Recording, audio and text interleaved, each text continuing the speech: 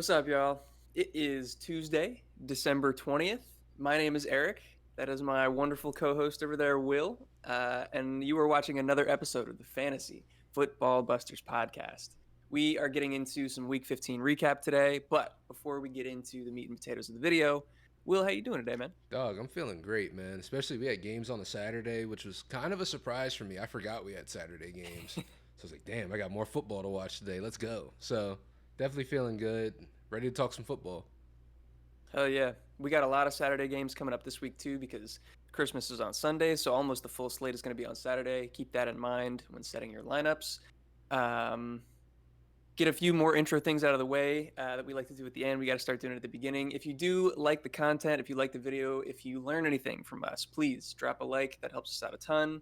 Subscribe to the channel, hit the notification bell so you're ready when we drop all of our new content.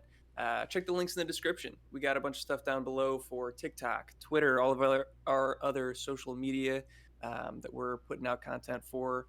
All the stuff that you don't see on this channel that you're wondering about, like waiver wire stuff or sit starts. I guess we do sit starts, but like more specific player stuff, we do that over on TikTok. We get you guys prepared for the games every Sunday, or I guess every weekend. We just talked about Saturday games over on Twitter. So go look at that. And then maybe I should ask you about this before the show, but are we good to go for another live stream this Thursday? Quite possible, but I'll let you know. Like Okay. we'll talk So about it. We'll talk. well, maybe potentially Yeah. we could potentially be back. We did do our first one last Thursday. We had a lot of fun. We had some friends join us for that one. So thank you to all you guys for joining us. And if we do go live again on Thursday, please come hang out with us. Hell yeah. But with all of that being said, let's get into this Week 15 recap because we do have a lot to talk about. We will start with the Thursday game. We had the 49ers versus the Seahawks. 49ers did take the W in this one, 21-13. And for me, the biggest thing was just that Deebo Samuel was out and Brandon Ayuk was shadowed by Tariq Woolen for most of the night. And so that really condensed where the offense was going to. And it meant huge games for CMC and George Kittle. The two of them combined to catch 10 of Brock Purdy's 17 completions. So just a huge share of all of the passing game. Kittle went 4 for 93 and 2. It's good to know that he can still have blow up games with Purdy under center. Doesn't really matter who the quarterback is. He's still getting it done. Also great to see in the first week of the playoffs. Mm-hmm. And then Christian McCaffrey carried the ball 26 times for 108 yards and a score, plus another 6 catches for 30 yards through the air. So big games for those two guys. Hell yeah. And then looking over at the Seattle side of the ball, the San Francisco defense kept Seattle from getting in the end zone much, but the big names from Seattle still did pretty all right. We got Tyler Lockett and DK Metcalf. Both had 70 catches for over 50 yards. PPR in their way to decent fantasy weeks. They both essentially been the same person for the last few weeks. They really have. We got Kenneth Walker. He struggled on the ground, but he also got involved as a receiver, catching 4 passes for 32 yards. But most importantly, though, he looked healthy, and we expect better games to come. So looking good for him. And then Noah Fant had a good game, putting up 11.7 points. He's been really tough to predict this season, though. 2 weeks ago, he scored double digits. Last week, he put up a goose egg, and now this week, 11.7 points. So he's definitely a risky start going forward. Yeah, I'm not sure I have any confidence in him, but somewhat encouraging usage at least. Yeah, they at least know he's there. Yeah, we can say that. The Vikings and the Colts, man. What a game. Uh, if you're a Colts fan or a Vikings fan, really, like I'm sorry for you. This game was crazy. The biggest comeback in NFL history. The Vikings were down 33-0 at halftime and managed to win the game 39-36.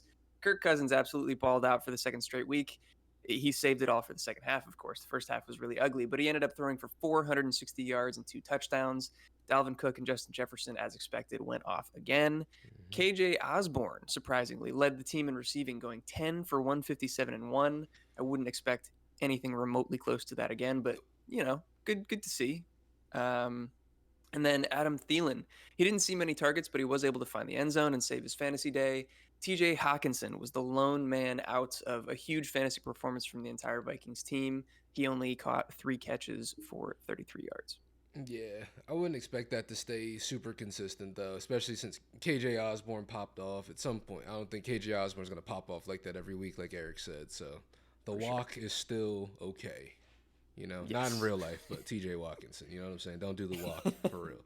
And then going over to the Indianapolis side of the ball, the Colts scored 36 points, but only had one offensive touchdown. If that tells you anything about how this game ends, or really how it continued to go for the rest of the game. Yeah. The biggest takeaway is that not Justin Jefferson, good God, Jonathan Taylor suffered a high ankle sprain, re-aggravating his original injury, and he's likely to sit out for the rest of the season. Zach Moss, in his stead, got 24 carries in his absence, but was really inefficient with those 24 carries. Deion Jackson got 13 carries and handled the majority of the passing down work, which we saw earlier this season as well when he played for Justin. Why do I keep doing that? When he played for Jonathan Taylor, he got a lot of the passing work then as well. And then Michael Pittman continues to be a target machine, but his ADOT from Matt Ryan is so low, and he's not scoring. So he's not really getting meaningful catches, just a lot of targets. His floor is high, but unfortunately his ceiling isn't that high if he's not scoring touchdowns. So it is what it is at the end of the day right there with that one. Yeah. Quick question for you. Do you think that Zach Moss is like a priority pickup this week? He clearly was heavily involved, but like, do you have enough confidence in him to start him in the fantasy playoffs if you're needy at running back? If you're needy at running back and you've got nobody else to start, yeah, I would look at him. But if it's like you need someone in your flex and you're trying to get cute and throwing Zach Moss down there instead of someone you've had for the whole season, I Yeah. wouldn't do that for sure. Yeah. Same here. I agree with you. Yeah. We'll go to the Browns and the Ravens game. A really, really low scoring affair. Both of these teams have been struggling offensively, and we got a lot of the same here. Cleveland did end up winning 13-3. Nick Chubb got the most carries that he's seen since Deshaun Watson has taken over with 21, but he only managed 99 yards, didn't score a touchdown against the tough Baltimore run defense. The Browns didn't have to throw much, though, considering the Ravens only put up 3 points.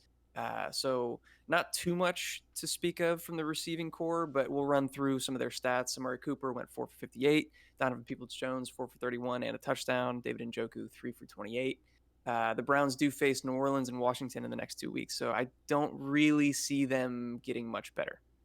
Yeah.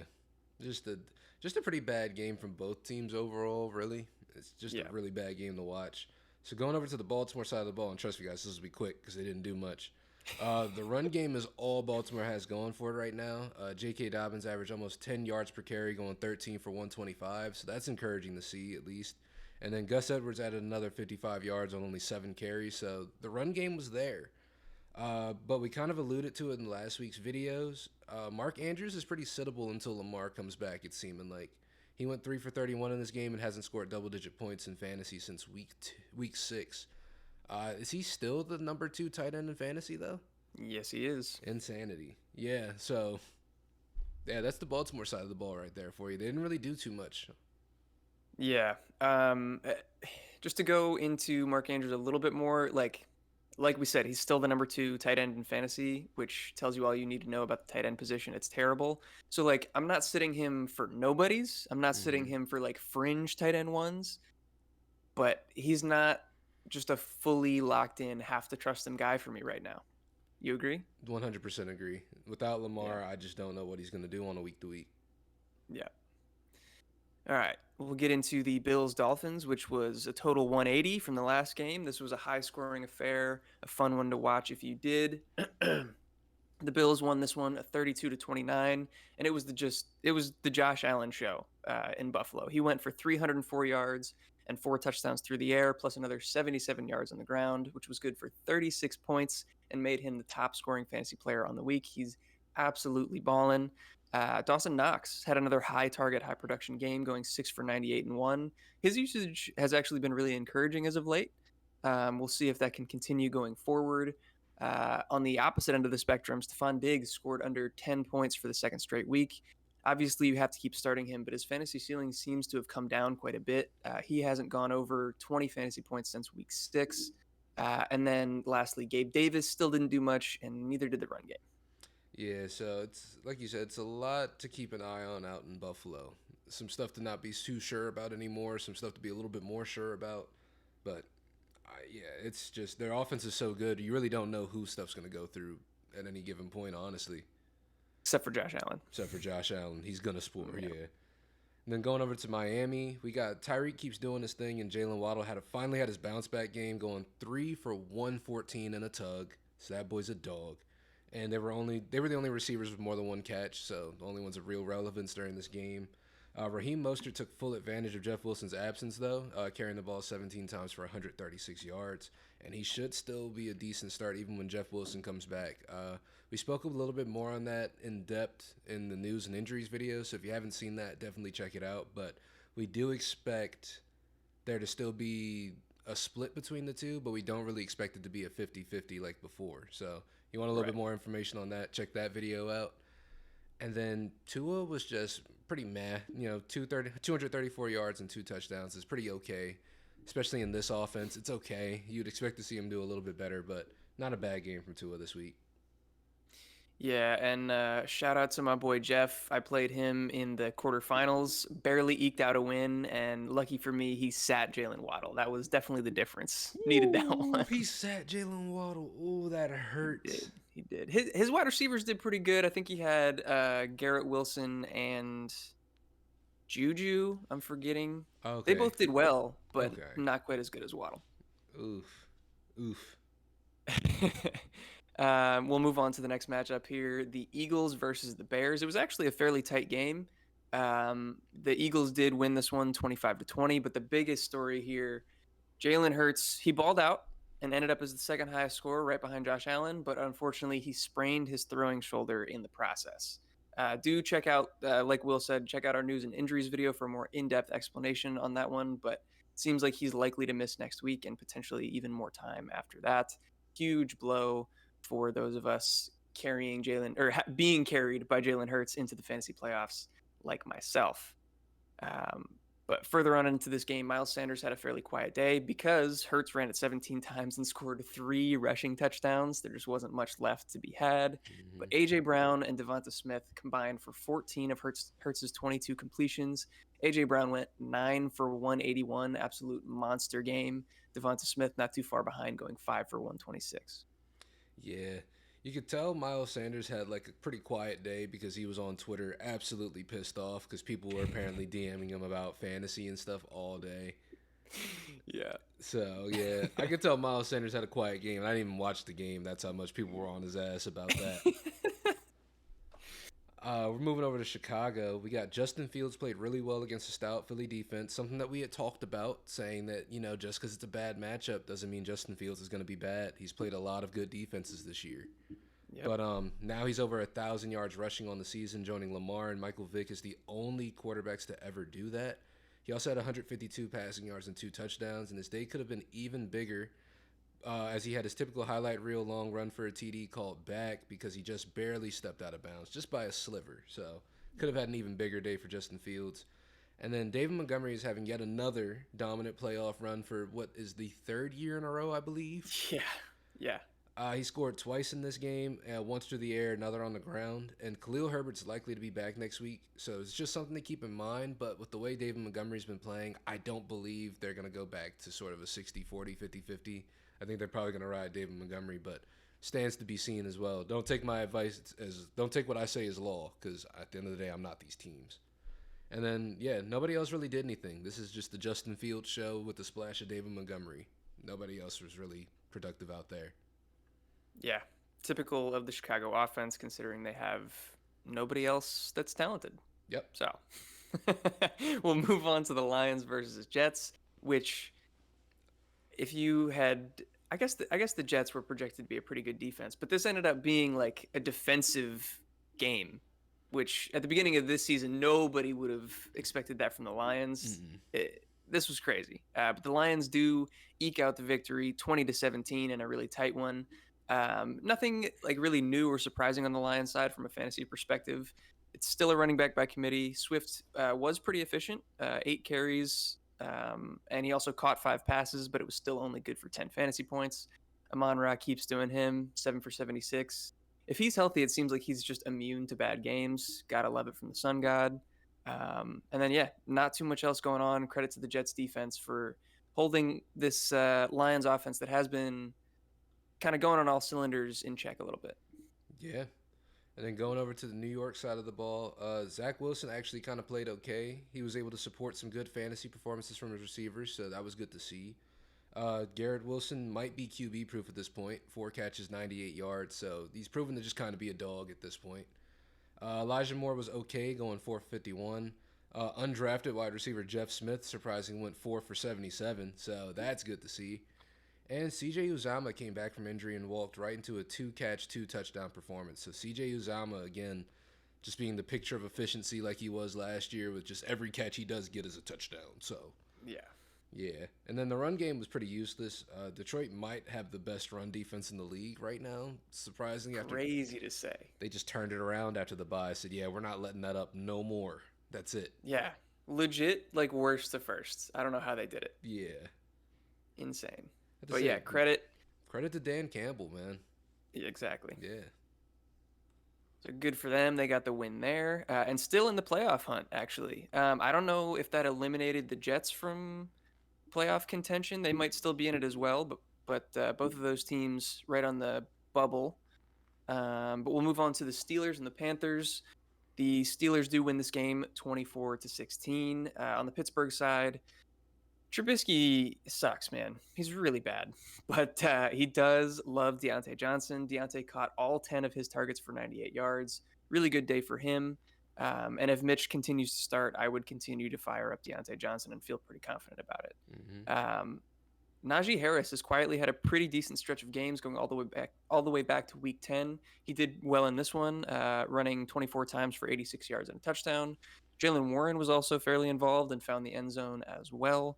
But yeah, it was all run game in this one. They didn't have to do much against the Panthers, so there's not too much else to talk about, I guess, except for a big first round goose egg from the Muth. Yeah, that's gonna hurt a lot. I feel like that hurt a lot of teams. If you lost because of Pat Fryermuth, send us a screenshot. I want to see it. I want to see what happened because I feel like that did lose some games for some people this week. And Yeah, we've been sorry to cut you off. We've been kind of alluding to that too, because Pat Freiermuth, like we've talked about, has seen his usage go down the prior 2 weeks before this game. I couldn't have predicted a total 0. I certainly wouldn't have told you to bench him, but we were saying be a little bit more concerned, lower your expectations, and this is what we got. Yeah, and then I think it is ironic the first game that Mitch is really back starting that Deontay does catch all 10 of his targets because I don't know if you stuck with us earlier in the season, you know that like a lot of the reports are saying Mitch Trubisky got benched because of Deontay Johnson. Deontay Johnson felt he wasn't playing up to par, so just funny to see. Yeah, for sure. And then moving over to the Carolina side of the ball, that was my bad. That's supposed to say what a quarterback battle this was. Yeah, what a QB battle this was because Sam Darnold also sucks, but he does love DJ Moore, so that's good to see. And luckily, this was one of those games because DJ Moore went 5 for 73 and a touchdown. So we got something out of DJ Moore this week. Yay. Hopefully you started him. Who knows? Probably didn't. Absolutely nothing worked in the run game, though. Chuba Hubbard and Deonta Foreman combined for 19 rushing yards. Chuba did catch 3 passes for 57 yards, though, so able to somewhat salvage his day there. But, again, if you're relying on these two in the playoffs right now, you're already kind of in trouble. So, yeah, if you're relying on any of the Carolina offense, you're probably in trouble. Like you said, Darnold loves DJ Moore. Sometimes it's not every game. No, but yeah, good to see that he had a good one. We'll move on to the Chiefs and Texans. The Tekkens. The Chiefs do find a way to win this game, 30-24. But for the second straight week, man, Texans give a good team a scare. I don't know how they're doing it. Doesn't really make any sense to me. They're still, by record, at least the worst team in the league. Only one win. But yeah, gave the Chiefs a run for their money. Should have beaten the Cowboys 2 weeks ago. We'll see what they got coming next week. But on the Kansas City side of the ball, Mahomes still had a great day. 336 yards, 2 touchdowns as a passer, 33 yards, and 1 rushing touchdown on the ground. Jerick McKinnon, man, oh my goodness, he's on fire. His last 3 weeks, 13, 29, and 30 fantasy points. He's absolutely balling. We saw his usage trend up, and so obviously we were recommending people start him and stuff like that, but I could not have seen this kind of just astronomical rise coming. That was crazy. Isaiah Pacheco, he also ran well in this one, going 15 for 87. Unfortunately, he didn't score, and he also fumbled, so he really didn't get it done for fantasy. That was definitely unfortunate for anybody who started him in the first round of the playoffs. Hmm. But as far as the passing game, the passing funnel is very clear. It's Kelsey, Juju, and McKinnon. Kelsey went 10 for 105, Juju 10 for 88, McKinnon 8 for 70 and a touchdown. Great games from all three of them. Yep. And then moving over to the Houston side of the ball, we got Chris Moore, who we liked as an under the radar start this week. Only went 4 for 42, but still commanded a 33% target share. But it's too bad that Davis Mills only threw it 24 times and only completed half of his passes. Otherwise, that 33% target share would have looked real nice, Yeah. The tight ends did all the scoring in this one. Both Jordan Akins and Tegan Quitoriano found the end zone. Well pronounced. Yeah, first try. Thank you. Found the end zone. And who would have thought that the Texans signed Royce Freeman off the street midweek and he became their lead running back? Still not worth a pickup, though, so don't do that. But Royce Freeman, somewhat of a resurgence. I don't know what to think about Royce Freeman at all. Yeah. I remember when he first came into the league, everyone thought he was going to be decent, and he just hasn't been it. But good to see that he still got a job right now. Yeah. At the moment. Well, everybody midweek and on waiver wires debating whether or not to pick up Rex Burkhead or Dare Ogbunlawale. Turns out the answer was neither. It was the new guy off the street, Royce Freeman. So I hope you didn't have to make any of those decisions because that sucks. Bro was wearing sweatpants on Monday, pads on Sunday, baby. Hell yeah. We'll go to the Saints versus Falcons. The Saints do come out with a victory in this one, 21-18. We'll talk about Alvin Kamara. He did get the volume that we wanted on the ground, 22 carries. That was encouraging, and 91 yards. Not too bad. But he didn't score, and he didn't get the volume in the passing game that we would have. Definitely not carrying your fantasy teams in the first round of the playoffs. You could have started either of the Saints tight ends, and it would have worked out for you. Juwan Johnson with a huge day, going 4 for 67 and 2. And Taysom Hill somehow scoring a solid 10 fantasy points without a single reception, which I guess is pretty normal for him at this point. Yeah, he does now. Yeah, he had a seed of a touchdown. It was a dime to Rashid Shaheed, who we'll talk about right here. Chris Olave was pretty disappointing, but Rashid Shaheed, he's really explosive, and he's shown a lot of big playability throughout this season. He caught another deep touchdown in this one, finishing with a line of 3 for 95 and 1. Rashid Shaheed does not sound like a real name, man. It doesn't. But it's a sick name, though. It is kind of sick. God damn. But he's balling out there, so that's always good to see. Then moving over to the Atlanta side of the ball, gonna have to start taking some looks into the draft this year because Desmond Ridder is really bad. Like, really, really bad. He went 13 for 26 for 97 yards. Yikes. Luckily, Drake London caught 7 of those 13 completions for 70 yards, so Drake London able to make something out of absolutely nothing. And Arthur Smith made sure to feed his running backs in another losing effort. Tyler Algier actually had a huge day with 17 carries for 139 yards in the score. Cordarrelle Patterson found the end zone as well. I don't know what they're doing over there in Atlanta, but it is not the right thing. I know that, but it's not unless the front office is tanking on purpose and they've told him not to win games.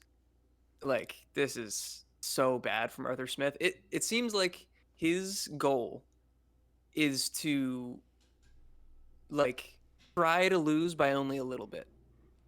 Yeah, it's like, I'm not that bad at coaching. We're right on the cusp. Right there. Yeah.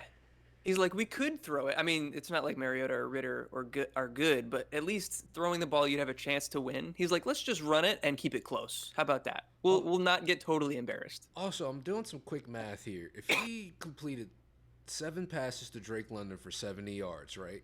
He's got 13 total completions.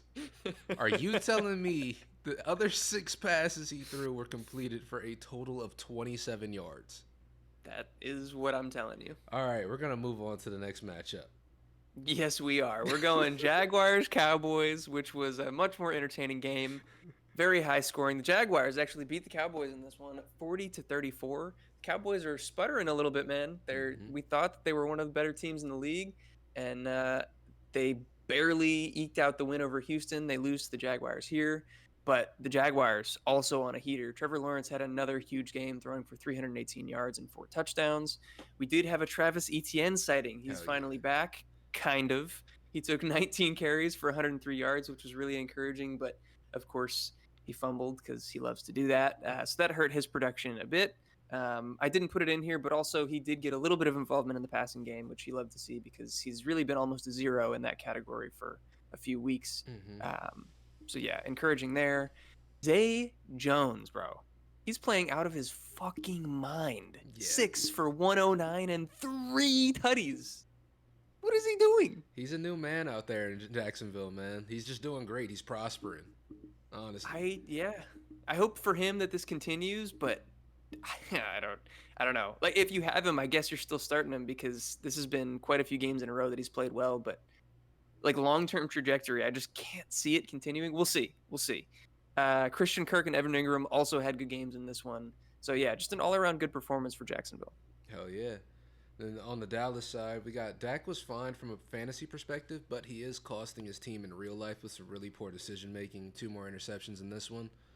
Uh, Pollard and Zeke rinse and repeat because they were both really productive. Once again, they're both just viable fantasy starts, both getting utilized heavily. CeeDee Lamb looked really good, going 7 for 126, and Noah Brown had the best game of his season so far as well, with 6 catches, 49 yards, and 2 touchdowns. Dalton Schultz, however, disappointed, finishing with only 2 catches for 15 yards. You're hoping that changes, but I don't know, man. I don't know. We're a little deep into the season, man. But he's also one of those tight ends you're probably going to have to start as well. So good luck. Hopefully it changes for you if you got Dalton Schultz on your team. Yeah, I don't know if I even have too much to add to that. I want to be optimistic about Dalton Schultz, but Noah Brown has actually strung together a few good games in a row here, so it's not like he's just going to be phased out. Yeah, like you said, we'll see. Mm-hmm. Then we got the Broncos and the Cardinals. Another quarterback battle you love to see. It was Brett Rippon versus Colt McCoy for part of it, and then he left and Trace McSorley replaced him. Just a horrendous game. It's I a hope you didn't battle of have the to sit through this Titans. one. Yeah. But on the positive end of the spectrum, Latavius Murray, man, he had himself a day. 24 carries, 130 yards, and 1 touchdown. He legit carried this team to victory. Marlon Mack scored as well en route to a usable fantasy week. Jerry Jeudy was probably the only, or not probably, he was the only relevant receiver, catching 7 balls for 76 yards. And Greg Dulcich, who we've seen, kind of streaking a little bit, putting together a few good performances, only 1 for 11 in this one. Yep. Jerry Jeudy also able to not assault a referee this game. So some positive things there. He didn't want to pay $23,000 again, so that's good to see. Over in Arizona, James Conner appears to be matchup and QB proof just based on his volume alone. He's got 16 carries for 63 yards and the touchdown on the ground, 3 for 28 through the air. He is absolutely thriving on his volume. And then speaking of thriving on volume, we've got DeAndre Hopkins with another decent game, going 7 catches for 60 yards. As Eric alluded to earlier, Colt McCoy left this game early with a concussion. He was replaced by Trace McSorley.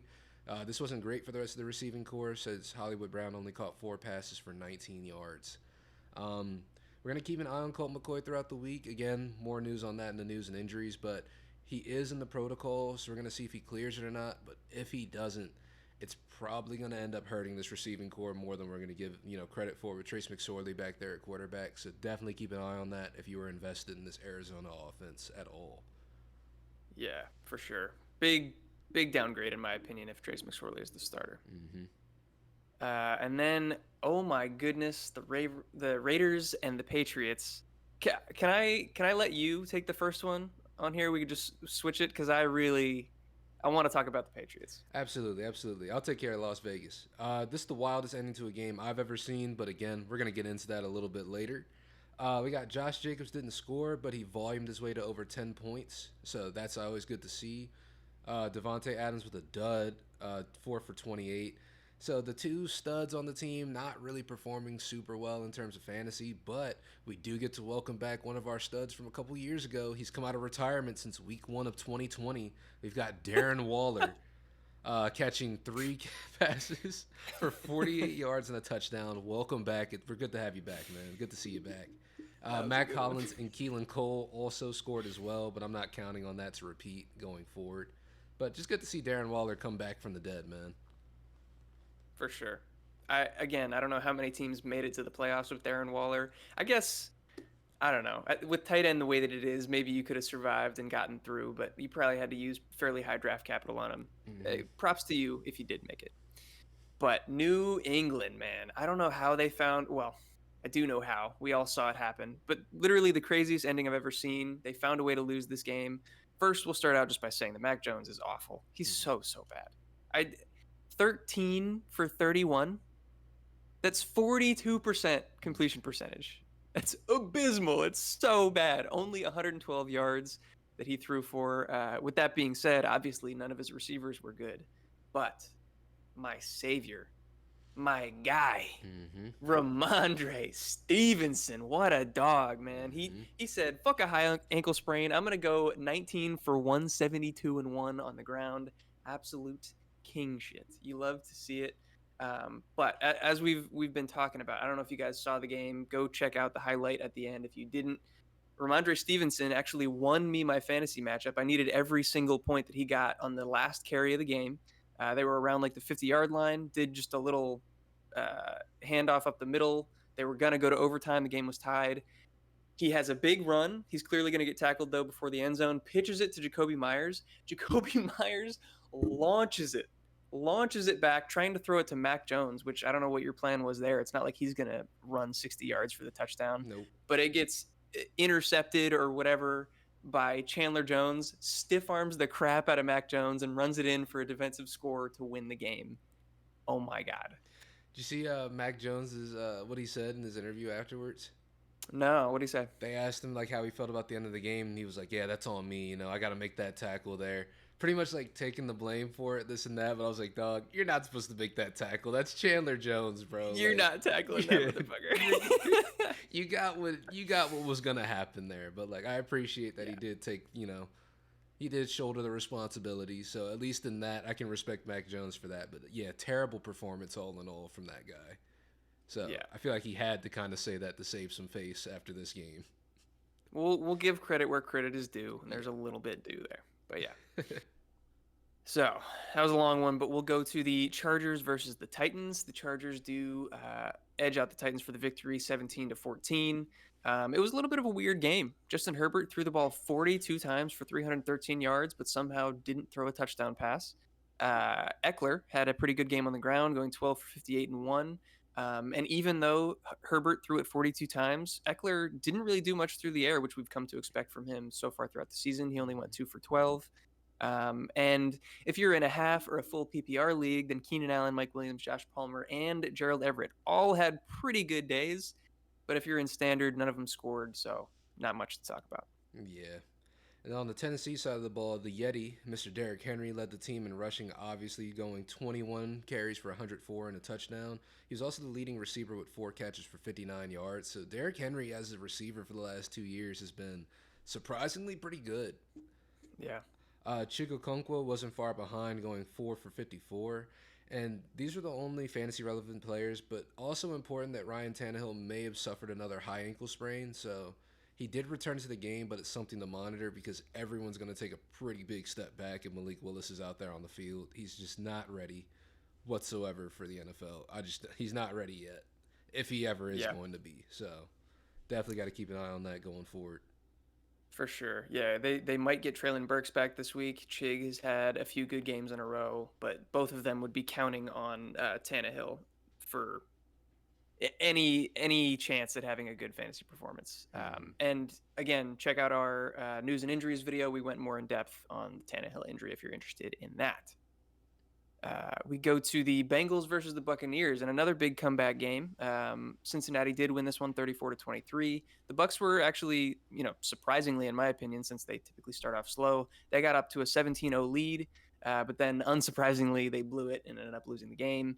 The Bengals, they just couldn't run at all against this Tampa Bay front. Like we've been saying, they've been very stout as of late. Mixon and P. Ryan only combined for 45 rushing yards. So Joey B had to do it all himself. He only managed 200 yards, but he got 4 passing touchdowns, absolutely carrying the team. Chase, Higgins, and Boyd all found the end zone. Chase having the best day of the bunch, going 7 for 60 and 1. Yep.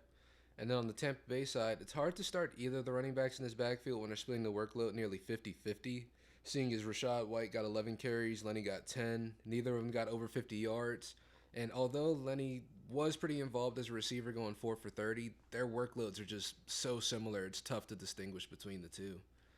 However, with the receivers, we got Mr. Chris Godwin had a big game going 8 for 83 and a touchdown. Mike Evans also had a little bit of a bounce back with 5 for 83 on this performance, so that's at least encouraging to see going forward.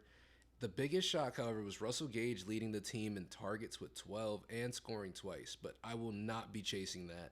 I feel like that's an outlier in itself. We've also got a little bit of quote-unquote breaking news, a little bit, but Mr. Dallas Goedert has been activated to the 53-man roster, and they are saying he will be playing against the Cowboys on Sunday. So good to see. Good to see. Good, encouraging to see that Dallas Goedert is back with the team, practicing, and should be playing this week. So we'll see how he does. Yeah, kind of good. I have Devonta Smith, so not as good. And you have Dallas Goedert, so very good. Not as good. Very good, yes. Did we mention that already, this video, that we're playing each other in the semifinals in the league that we care the most about? I don't think we did, but yeah, that's something that's happening, guys. Shout out. We got the Fantasy Football Busters Bowl in the semifinals. Yeah, I got Jalen Hurts out. I got Devonta Smith maybe taking a hit. This is a tough one. We'll see. But I'm happy that at least one of us is going to be represented in the championship. Hopefully one of us will come out on top there. Yeah. I'm so excited. I'm excited too. It's going to be a big one. But we'll move on to the Giants and the Commanders game. Did you catch any of this one? I should have watched, but I didn't get a chance. I saw some of it, but not a lot, especially not towards the end because I worked up until 10 o'clock and I was driving, so I did miss the latter half of the game. But yeah. I did see a lot of film, a lot of footage on this game. I saw a lot of complaints online. I saw a lot about this one. Yeah, so the Giants do win this one 20-12. There, like you said, there was a lot of complaints about the officiating, which I can let you get into if you'd like when we get to the Washington side, because that's where most of the complaining is coming from. Mm-hmm. But from the Giants side of the ball, Saquon was just the entire offense, which typical, but for sure in this one, he was genuinely the only relevant player from a fantasy perspective. He ran it 18 times for 87 yards and a touchdown. He also caught 5 passes for 33 yards, so big day for him. And good to see him kind of get back into form. He had been a little bit disappointing as of late, so clearly, he's not done yet. He's going to keep carrying your team. Daniel Jones only threw for 160 yards and no touchdowns, which is why nobody other than Saquon had a good game. Yeah, makes a lot of sense right there. That makes a lot of sense. Yeah. Then over onto the Washington side of the ball, Mr. Brian Robinson was the bell cow of the backfield once again. Actually being efficient again, going 12 for 89. Unfortunately, he didn't find the end zone in this one. And the rookie Jahan Dotson was the team's leading receiver with a stat line of 4 for 105 and a touchdown. He also caught like a pretty big 60-yard, was it 60-yard pass, 50-yard pass? One of those two. It's a pretty big explosive play towards the end of the game. And Terry McLaurin also had a decent game going 6 for 70 on in through the air. I was about to say on the ground. But the main complaint I saw was, like you said, with a lot of the officiating, stuff like that. There's definitely some stuff that, at least from the film, looks a little fishy. I don't know what the league could do in response to anything. I don't think like there's any situation where like, oh yeah, we're giving Washington the game, or we're gonna call it a no contest or anything like that. Yeah. But I definitely think they will be taking another look at these officials, because that Terry McLaurin call was absolutely insane. And also the pass interference on Curtis Samuel not being called was insane. I don't think there's a situation where both of those... I don't think there's a situation where the Terry McLaurin penalty gets called and the pass interference doesn't get called. But because you can't just say, oh, we're going to follow this rule exactly, but then at the other side say, oh, we're going to let them play. You got to have it one way or the other, But I'm not really one to complain too much about referees because they're a part of the game. But that was kind of weird to see that it just, the calls made no sense, and the lack of calls made no sense. Even with Terry McLaurin asking for the okay and getting it and then getting flagged for it made no sense. So I don't know. I don't know with that one. I don't know either. Weird one all around. If you're not a Commanders fan, you probably don't care though. So let's move on to the last game on the slate. This was the Monday night game from last night. The Packers win this one fairly easily, 24-12 over the Rams. On the Green Bay side, the running backs absolutely carried the load. Aaron Jones went 17 for 90 on the ground, added another 4 for 36 through the air. Great game for him. AJ Dillon also ran in for 2 scores. Didn't do much as far as yardage, but he also caught 3 passes. So he had a really good game as well. But he did leave this one early to be evaluated for a concussion. Again, that's another one that we talk about a little bit more in depth in our news and injuries video. I don't think we have confirmation yet as to whether or not he's actually in the concussion protocol, but definitely something to monitor going forward. And then, so that was the majority of the fantasy scoring for Green Bay, but I thought it was also worth noting that Christian Watson didn't score a touchdown. Didn't know it was possible. Didn't think he could be stopped. Just kidding. I kind of did. There's no way you can run that hot for that long, but not a great game. 4 for 42, I think. To say, bro's been a touchdown merchant, so I kind of was surprised to see he didn't score in this one too. To be honest with you, yeah. And then moving over to the Rams, remember when you said that was when you said. Okay, so remember when I said last week might be Baker's last good game of his career?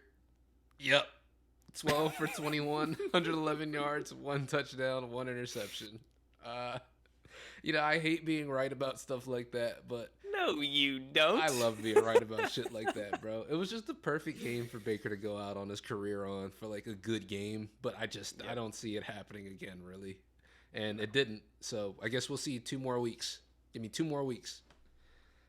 Cam Akers was the leading rusher and receiver for this team, so that's how you know it was really bad. Akers went 12 for 65 on the ground and 3 for 35 through the air. 3 catches, making him 3 catches for 35 yards, making him the leading receiver on the team. Not great. That's really rough. Tyler Higbee caught 4 passes for 27 yards, but he did find the end zone, so able to have a decent day, especially from the tight end perspective. So that's at least decent. Baker, he's going to have fun being a backup, I think, for a while. Yep. Yeah. I think that's clearly his role at this point. I hope there aren't people still arguing that he's a starter in this league. No, it's the Baker train is over. Yeah. But that will do it for our Week 15 recap. I hope you guys enjoyed. Thank you for sticking with us if you made it this far. And if you did enjoy, if you learned something, please drop us a like I said at the top. Helps us out a ton. Subscribe to the channel, hit the notification bell so that you see all of our videos coming out as they do come out.